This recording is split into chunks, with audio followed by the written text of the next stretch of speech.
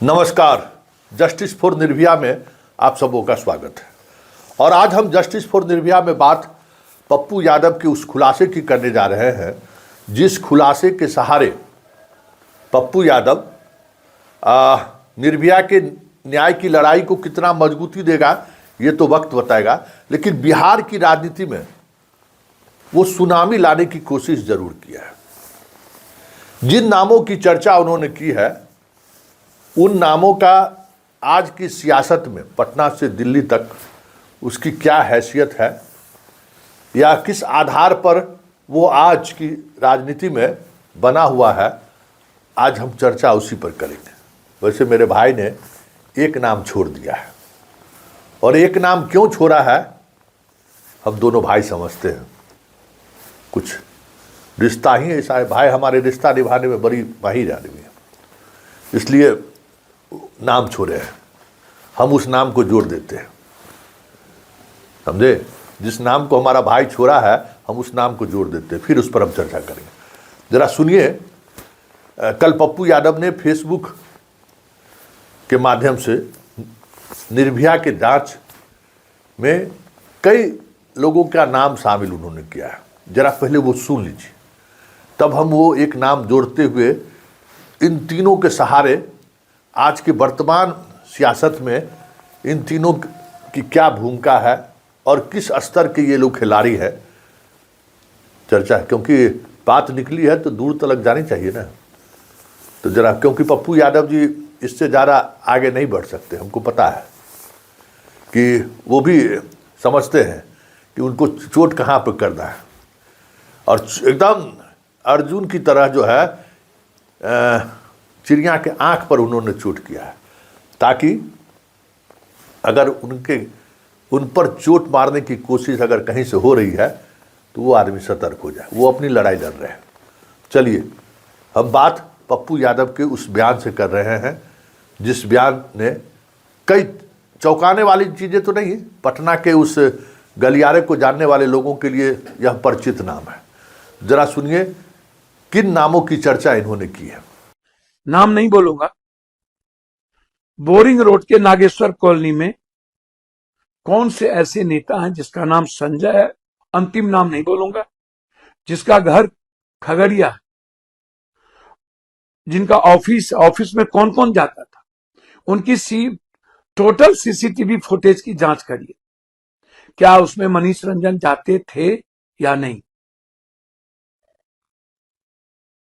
कौन है एक गुप्ता, जिसका नाम आगे नहीं बोल रहा हूं, गुप्ता, अगला नाम नहीं बोलूंगा। जैसे संजय के बाद का नाम नहीं बोला, वैसे ही गुप्ता के पहले का नाम नहीं बोलूंगा, क्योंकि कल फिर आप कुछ बोल दीजिएगा। तो जरा बता दो। और मनीष रंजन बाबू जो दूध के धुले हुए, जो राजा हरिश्चंद्र, सुकरात के दत्तक पुत्र, जो संपन्न राजनीतिज्ञों के सप्लायर। तो आपने सुना, एक का नाम है संजय जो खगड़िया का रहने वाला है, एक का नाम है लास्ट में गुप्ता जो अब कहने की जरूरत नहीं है। लेकिन ए भाई ने मेरा एक तीसरा नाम छोड़ दिया है, तिवारी। संजय हाइफन मतलब गुप्ता हाइफन तिवारी। ये तीन आज की राजनीति में तीन ये ऐसे चेहरे हैं जिनको आप चाल, चरित्र और चेहरा मान सकते हैं। एक पॉलिटिकल पार्टी का ये चाल, चरित्र और चेहरा है। जी हाँ, अब आपको उससे ज़्यादा कहने की जरूरत नहीं है, क्योंकि ये तीन ऐसा नाम है जो 2005 जब नई सरकार बनी थी ना, उस सरकार के बनने के बाद ये तीनों नाम की चर्चा, मतलब उस समय में साधारण लोग थे, पार्टी के दफ्तर में घूमने वाले लोग थे, लेकिन उन्हीं चीज़ों के सहारे वहाँ तक वो पहुँचा है। हालांकि ये बहुत हाई प्रोफाइल सप्लायर माने जाते हैं। इन लोगों की गिनती जो है बहुत बड़े हाई प्रोफाइल सप्लायर के रूप में पटना से लेकर दिल्ली तक में। पप्पू जी इनको नीट छात्रा से कैसे जोड़े हैं उनका अपना सोर्स होगा, लेकिन हम आज बिहार के लोगों को बताना चाहते हैं कि पप्पू यादव ने जिन नामों की चर्चा की है उसमें एक नाम भी छोड़ दिए हैं, तिवारी का। तिवारी का नाम क्यों छोड़े हैं हम जानते हैं। हमें लगता है कि आगे के प्रेस कॉन्फ्रेंस में ये तिवारी का भी नाम, क्योंकि ये तिवारी के बगैर ये जो सिंडिकेट है अधूरा है, समझ लीजिए। इस सिंडिकेट तभी संपूर्ण हो सकता है जब ये तीन नाम होगा, और ये तीनों का तीनों नाम एक ऐसा चेहरा है जिस राज को आप लोग जंगल राज कहते हैं, जिस राज को आप लोग कई तरह से प्रभावित करने की कोशिश करते हैं। उस राज में कोई रसोइया था किसी नेता का, कोई पान पहुंचाने वाला था, कोई अंडर गारमेंट्स पहुंचाने वाला था। इस सब तीनों का यही हैसियत था। लेकिन आज की तारीख में ये तीनों बहुत बड़े सप्लायर के रूप में माने जाते हैं। कुछ ऐसे हैं जिनका दिल्ली में सूट ही बुक है रहता है। नेता हो, मंत्री हो, संतरी हो, पत्रकार हो, आईएएस हो, आईपीएस हो, उनके लिए 5 गो रूम बुक है। आप जाइए वहाँ, जनाब का रूम बुक है, उस सूट में रहिए, मस्ती कीजिए। इस लेवल के लोग हैं। इसमें इस तरीके का है, वो हाई प्रोफाइल एकदम। मतलब ये पप्पू जी ने जिन 2 नामों का खुलासा किया और तीसरा नाम जिसकी हम चर्चा करने जा रहे हैं, ये तीनों अपने आप में मतलब उस फील्ड के जो जानकार हैं, पॉलिटिकल पार्टी के उस सिंडिकेट से लोग जो जुड़े हुए हैं या जो पॉलिटिकल पार्टी से सीधे तौर पर जुड़े हुए हैं, इन चाल चरित्र और चेहरा, पार्टी का स्लोगन भी है, ये तीनों उसके प्रतीक चिन्ह है। जैसे गांधी जी के 3 बंदर थे ना, बुरा सुनना नहीं है, बुरा देखना नहीं है, बुरा बोलना नहीं है। तो इस एक पॉलिटिकल पार्टी का ये 3 चेहरा है, जिसका चाल चरित्र और चेहरा अपने आप में जो है बहुत कुछ बयां कर जाता है। कि उस पॉलिटिकल पार्टी में अगर आपको जाना है तो इन चेहरों के बारे में ज़रूर आप जानिए, और इनके चाल चरित्र और चेहरा के बारे में अगर आपके पास जानकारी नहीं है तो आप उस पार्टी में ज़्यादा दिनों तक रह नहीं पाइएगा। और अगर आप रह गए तो फिर आपको अपने परिवार के लोगों को इन तीनों को समर्पित करना पड़ेगा, और इस समर्पण के सहारे आप अपनी ऊंचाई तक पहुंच सकते हैं। मतलब जिस तरीके की राजनीति दूसरे प्रदेश में सुनते हैं ना, कि दूसरे प्रदेश में किस तरीके की राजनीति होती है और किस तरीके से उस राजनीति में महिलाओं और लड़कियों का इस्तेमाल होता है, तो ये 3 ऐसा नाम है ना जिस नाम के सहारे आप वो लुटियन जोन्स, वो हाई प्रोफाइल सोसाइटी जहाँ लड़कियों के सहारे सियासत होती है, वहाँ ये 3 परिचित नाम है।